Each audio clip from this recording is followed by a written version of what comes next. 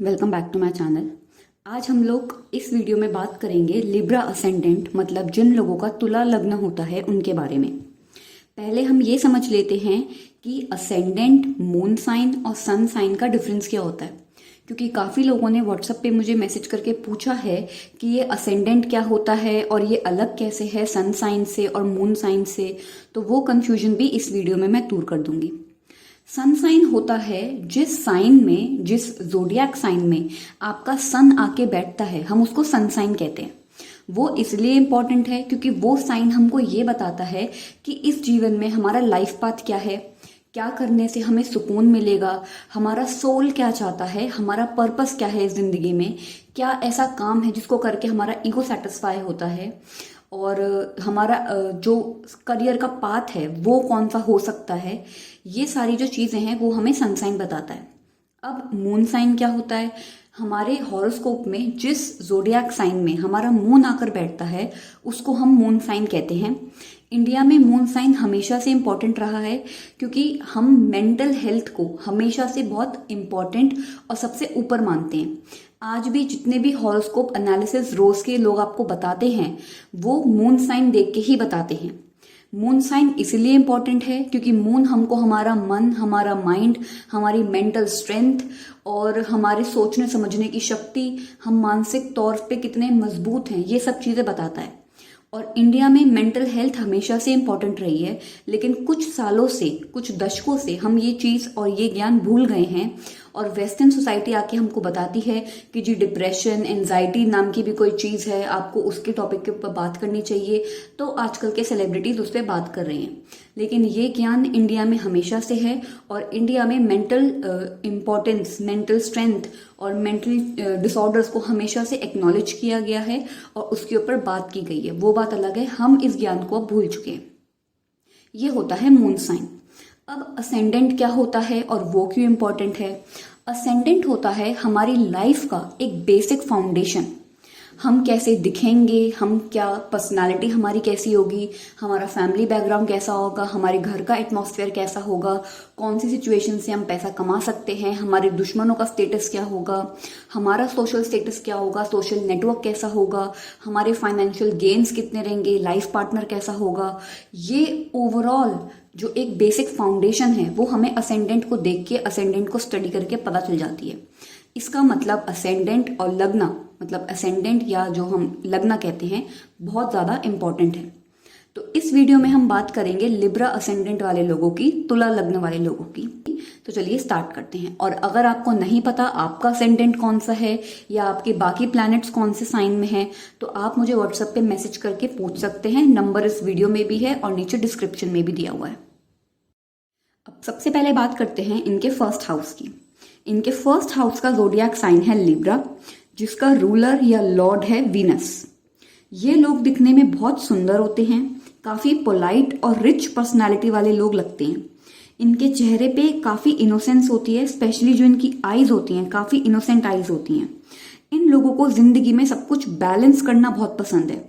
लड़ाई झगड़ा नहीं चाहते, ये आर्ग्यूमेंट्स नहीं चाहते, ये डिसएग्रीमेंट्स नहीं चाहते, लेकिन इनकी लाइफ उतनी ही अनबैलेंस्ड होती है ताकि ये अपनी सूझबूझ से सब कुछ बैलेंस कर सके। हो सकता है कभी इनको कुछ लड़ाई झगड़े सॉल्व करवाने पड़े, हो सकता है कभी इनको दो पार्टीज के बीच में कुछ सुलह मशुरा करवाना पड़े। तो ये सारी चीजें इनके अंदर कूट कूट के भरी होती हैं। ये लोग काफ़ी इंटरेस्टेड होते हैं साइंस में, हायर एजुकेशन में, हायर नॉलेज में, स्पिरिचुअल नॉलेज में, एस्ट्रोलॉजी में, अकल्ट में, न्यूमरोलॉजी में। इन लोगों का बहुत इंटरेस्ट होता है क्योंकि इनका जो बेसिक रूलर है वो वीनस है, और वीनस का मतलब हायर स्टडीज, स्पिरिचुअल नॉलेज, ये सारी चीज़ें होती हैं।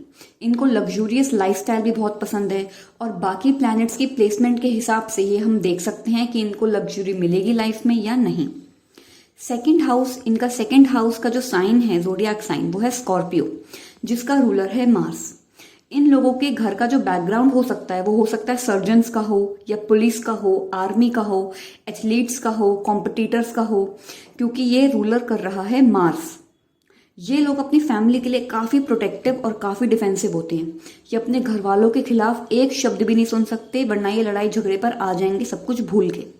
अब ये इनका जो सेकंड हाउस है ये स्कॉर्पियो रूल कर रहा है, तो ये हमें ये भी दिखाता है कि हो सकता है इनकी फैमिली में कोई राज हो जो ये बाहर जिसके बारे में बात ना करते हो, जो सिर्फ फैमिली के अंदर हो, क्योंकि स्कॉर्पियो सबसे पहले मिस्ट्री और राज के बारे में बात करता है। तो जो इनका थर्ड हाउस है वो रूल कर रहा है सैजिटेरियस, और सैजिटेरियस का लॉर्ड या रूलर है जुपिटर। ये लोग जब भी बात करते हैं ये बहुत पढ़े लिखों वाली बात करते हैं और बहुत फैक्ट्स के साथ बात करते हैं। आप इन लोगों के मुंह से कभी भी बेसर पैर की बात नहीं देखेंगे।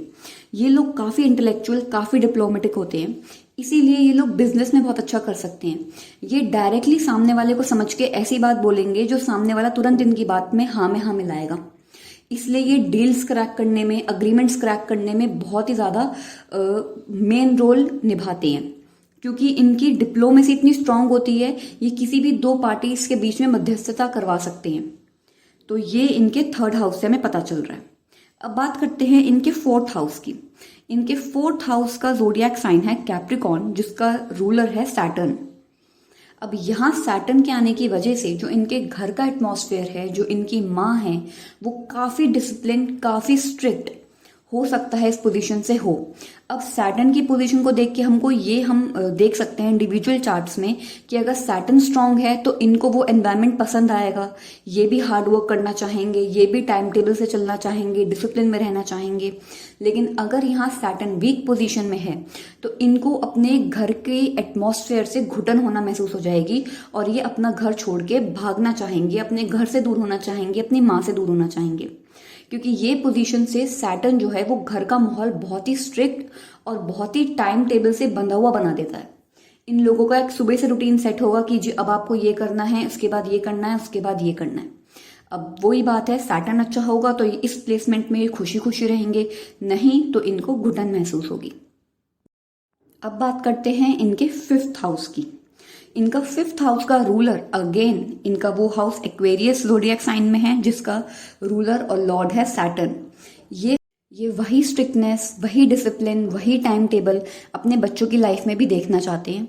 ये उतना ही डिसिप्लिन अपने बच्चों की लाइफ में भी इंक्लूड करते हैं जितना इन्होंने खुद देखा है, क्योंकि अब फिफ्थ हाउस से हम बच्चों का जीवन देखते हैं, आने वाली जनरेशन को देखते हैं, एंटरटेनमेंट, हायर स्टडीज़। तो ये लोग अपनी खुद की लाइफ में, अपनी खुद की हायर स्टडीज़ को लेके, एकेडमिक्स को लेके बहुत डिसिप्लिन्ड होते हैं और ये लोग चाहते हैं कि ये हार्ड वर्क करें। अब बात करते हैं इनके सिक्स्थ हाउस की।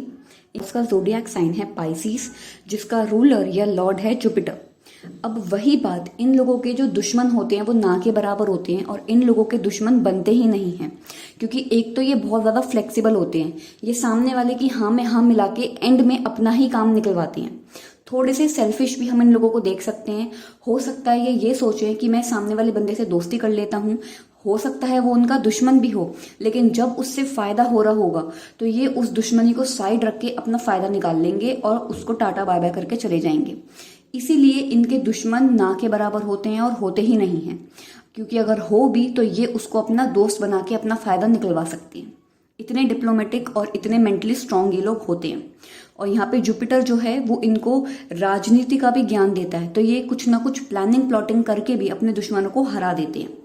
वैसे तो वो होते ही नहीं हैं। अब बात करते हैं इनके सेवेंथ हाउस की, इनके मैरिज लाइफ की। ये जो इनका सेवेंथ हाउस है उसका ज़ोडिएक साइन है एरीज, जिसको रूल कर रहा है मार्स। इनका जो लाइफ पार्टनर होगा वो इनसे टोटली ऑपोजिट होगा।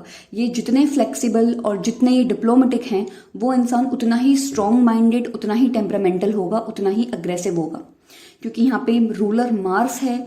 इनका लाइफ पार्टनर बहुत एनर्जेटिक, डायनामिक और अग्रेसिव होगा। इनका लाइफ पार्टनर इनको बार बार सलाह देगा कि तुम इतने फ्लेक्सिबल मत बनो, अपने अंदर इंडिविजुअलिटी लाओ, अपने अंदर थोड़ा सा गुस्सा लाओ, इतनी जल्दी तुम दूसरे की बात क्यों मान जाते हो, क्योंकि वो इनका व्यू पॉइंट समझेंगे नहीं कि ये सामने वाले के हाँ में हाँ मिला के एंड में अपना ही काम निकलवा रही हैं, लेकिन वो इनको हमेशा स्ट्रांग बनने की, अग्रेसिव बनने की सलाह देंगे। अब इनका जो एट्थ हाउस है उसका रूलर है टॉरस, जिसका लॉर्ड है वीनस। अब ये बात टोटली वीनस की पोजीशन पे डिपेंड करेगी कि इनके शादी के बाद इनको कितना फाइनेंशियल गेन होगा, कितनी इनकी वेल्थ इंक्रीज होगी। अगर इनका वीनस अच्छी जगह प्लेस्ड है, स्ट्रांग पोजीशन में है, तो शादी के बाद इनकी वेल्थ में काफ़ी इंक्रीमेंट होता है। इनका लाइफ पार्टनर इनके लिए काफ़ी लकी होता है। इनकी अपने ससुराल वालों के साथ भी बनती है अगर वीनस अच्छी पोजीशन में है। अगर ये अच्छी पोजीशन में नहीं है तो हो सकता है एकदम से इनके घर में झगड़ा हो जाए, एकदम से इनके घर में कलेश हो जाए, कभी एकदम से पैसे का लॉस हो जाए, क्योंकि 8th हाउस है सडन चेंजेस। तो ये सारी चीजें हमको इनके 8th हाउस से पता चलती है, जो कि टोटली डिपेंडेंट है on the sign of Venus. 9th house की बात कर लेते हैं। 9th हाउस में इनका जो जोडियाक साइन है वो है जेमिनाई, जिसका लॉर्ड है मर्क्यूरी। इन लोगों को घूमना फिरना, ट्रैवल करना बहुत पसंद होता है। ट्रैवल करते टाइम हो सकता है ये जो आसपास के लोग होते हैं उनसे काफ़ी बातें करते हो, उनका बैकग्राउंड जाने, और जिसे कहते हैं ना, छोटी सी ट्रेन जर्नी में स्टार्ट हुए थे 2 लोग और एंड में उतरते उतरते एकदम दोस्त बन गए, वो बात इनके साथ होती है। काफ़ी बात करते हैं क्योंकि यहाँ पे मर्क्यूरियन एनर्जी है इनके 9th हाउस में। हो सकता है ये काफ़ी बार पिलग्रिमेज ट्रैवल करें, हज पे जाना और वैष्णो देवी जाना और ऐसी जगहों पे जाना जो यात्राएं होती हैं ऐसी, वो काफ़ी हो सकता है ये करें। इनके 10th हाउस से इनके करियर के बारे में क्या पता चलता है हमें? जो इनका 10th हाउस है उसका साइन है कर्क, जिसका लॉर्ड है मून। ये लोग ऐसी करियर फील्ड में होते हैं जहाँ पे इनको लोगों को सर्विसेज देनी होती है। जो मून है वो एक तरीके से नर्चरिंग और केयरिंग साइन है, तो हो सकता है ये ऐसे करियर में हो जहाँ पे लोगों को जो सर्विसेज दें उससे उनका थोड़ा सा उनके जीवन में केयरिंग और नर्चरिंग का जो स्टेटस है वो बढ़े। हो सकता है ये हॉस्पिटैलिटी में हो सकता है ये नर्स में हो सकता है ये रेस्टोरेंट का बिजनेस हो इनका। तो ऐसी चीज़ें जो दूसरों को नर्चरिंग और केयरिंग की फीलिंग देती हैं। बात करते हैं इनके 11th हाउस की। इनके 11th हाउस का ज़ोडिएक साइन है लियो, जिसका रूलर है सन। ये लोग जब भी किसी पब्लिक मीटिंग में, पब्लिक पार्टी में, गैदरिंग में, सोशल इवेंट में होते हैं तो ये हमेशा सेंटर ऑफ अट्रैक्शन बनना चाहते हैं। और सन की पोजीशन से पता चलता है कि ये हो सकता है 90% केसेस में सेंटर ऑफ अट्रैक्शन बने भी। इनको बहुत अच्छा लगता है पब्लिक गैदरिंग्स में, पार्टीज में, सोशल इवेंट्स में जाकर, क्योंकि वहाँ ये सबका अटेंशन अपनी तरह खींच सकते हैं और ये इतने वाइब्रेंट और इतनी अट्रैक्टिव बातें करते हैं कि लोग इनकी तरफ खींचे चले आते हैं। इसी वजह से इनके जो सोशल कनेक्शन, सोशल नेटवर्क्स होते हैं वो बहुत स्ट्रांग होते हैं। सबको लगता है ये इंसान इंपॉर्टेंट इंसान है, मुझे इस इंसान से दोस्ती कर लेनी चाहिए और मुझे फायदा होगा, लेकिन फायदा उल्टा ये उठाते हैं। इनको पता है कब मुझे कौन सी जगह क्या बात बोलनी है, कौन से बंदे से बात करनी है कि मुझे फाइनेंशियल गेन हो। तो इसलिए सोशल इवेंट्स में जाना बहुत पसंद करते हैं, क्योंकि वहाँ पे जाने से इनके जो सोशल नेटवर्क्स हैं वो काफ़ी स्ट्रांग होते हैं। अगर इनके 12th हाउस की बात करें तो उसका रूलर है यहाँ पे वर्गो, जिसका लॉर्ड है मर्क्यूरी। ये लोग काफ़ी प्रैक्टिकल होते हैं देने के मामले में। अगर इनको कभी कुछ डोनेशन करनी पड़े, कभी कुछ दान दक्षिणा करनी पड़े, तो भी ये बहुत कैलकुलेटिव होते हैं। ये सोच समझ के दान दक्षिणा करते हैं कि यहाँ पे अगर मैं कुछ दे रहा हूँ तो फ्यूचर में मुझे कुछ मिल सकता है, या यहाँ मैं अगर कुछ दे रहा हूँ तो आसपास के ऐसे लोग मुझे देखें कि जो मुझे बहुत अच्छा समझे। ये अपनी ईगो सेटिस्फाई करने के लिए दान दक्षिणा काफ़ी बार करते हैं। हो सकता है ये इनका एक नेगेटिव ट्रेट हो। मर्क्यूरी कैसा प्लेस्ड है उस बात पे भी डिपेंड करता है, लेकिन ये लोग इजीली अपना लॉस नहीं करते हैं। इसीलिए ये बिजनेस के लिए बहुत ही अच्छा साइन माना जाता है लिब्रा का, क्योंकि इतने कैलकुलेटिव, इतने बिजनेस माइंड होते हैं। मर्क्यूरियन एनर्जी इतनी हाई होती है कि किसी भी सिचुएशन में अपना लॉस नहीं करवाते। पूरा कैलकुलेशन करा के, पूरा जमा घटा करके ये देखते हैं कि अच्छा मुझे इस इंसान को इतना देना है तो फ्यूचर में इतना मिलेगा। चाहे वो इमोशंस की बात हो, फीलिंग्स की बात हो, रिश्तों में हो, फाइनेंशियल गेन्स हो, हर जगह अपने लाइफ के हर एक एस्पेक्ट में ये कैलकुलेशन रखते हैं, अपना लॉस नहीं होने देते, चाहे फिर वो बात रिलेशन की हो या फाइनेंशियल गेन्स की। तो ये थी वीडियो लिब्रा असेंडेंट तुला लग्न वाले लोगों के लिए। आई होप आपको ये पसंद आएगी, और अगर आपके साथ भी ऐसा कुछ है, कुछ सिमिलैरिटीज़ हैं, तो कमेंट्स में ज़रूर बताएं और मेरे चैनल को सब्सक्राइब करें।